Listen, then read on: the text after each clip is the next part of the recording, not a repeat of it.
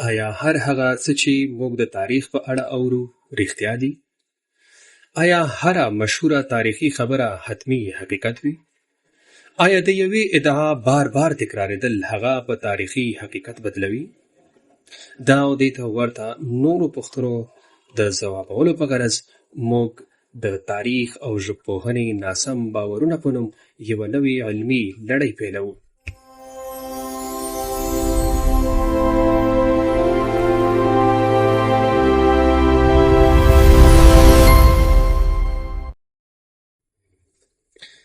سلامونه انفو ډایري ته ښه راغلاست.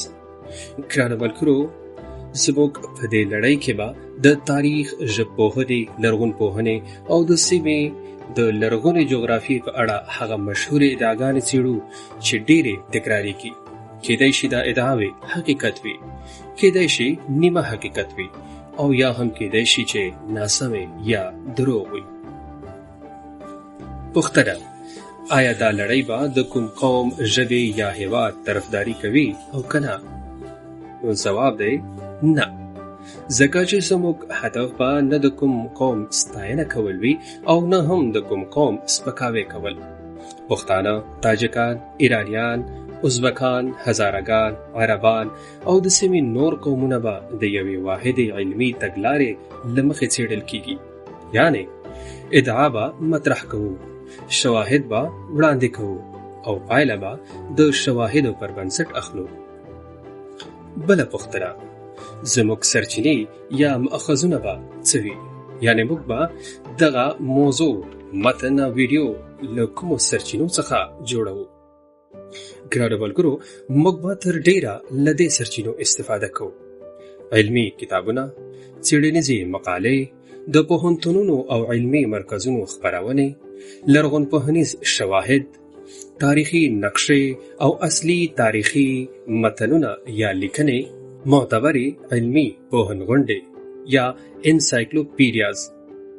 ترڅنګ یې که د یوې موضوع په اړه د متخصصینو ترمنځ اختلاف موجود وي، هغه اختلاف به هم نه پټوو.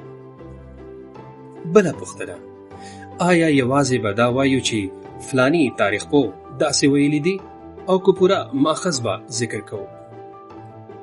موږ به په خپله هره موضوع کې تر ممکن حده د سرچینې نوم، د کتاب یا مقالې عنوان او د خپرېدو معلومات هم له تاسې سره شریکوو، ترڅو تاسې خپله هم وکولای شئ موضوع تعقیب او وڅېړئ. او بله مهمه خبره، که د کومې ادعا لپاره کافي شواهد موجود نه وي، موږ به یې د حقیقت په توګه نه وړاندې کوو، بلکې موږ به واضح وایو دا ثابت شوی حقیقت نه دی، یا په دې موضوع کې د متخصصینو ترمنځ اختلاف شتون لري. بله پوښتنه: د دې لړۍ له پیل کولو څخه زموږ هدف څه دی؟ ګرانو ملګرو، زموږ هدف دا نه دی چې د تاریخ په نوم نوي قومي اختلافونه رامنځته کړو، بلکې هدف مو دا دی چې افسانه له تاریخ څخه، نظر له حقیقت څخه او سیاسي روایت له علمي شواهدو څخه جلا کړو. ځکه چې تاریخ زموږ د احساساتو د پوره کولو لپاره نه، بلکې د حقیقت د پیژندلو لپاره دی. نو که غواړئ پوه شئ چې زموږ د سیمې د تاریخ او ژبو په اړه کومې مشهورې خبرې حقیقت لري او کومې یوازې ادعاوې دي، نو د تاریخ او ژبپوهنې ناسم باورونه لړۍ سره پاتې شئ. موږ به پوښتنه کوو، شواهد به وړاندې کوو، سرچینې به درخایو او پریکړه به تاسو ته پرېږدو. انفو ډایري د تاریخ حقیقت د شواهدو په رڼا کې. ادعا واورئ، شواهد وګورئ او حقیقت ته ورسېږئ.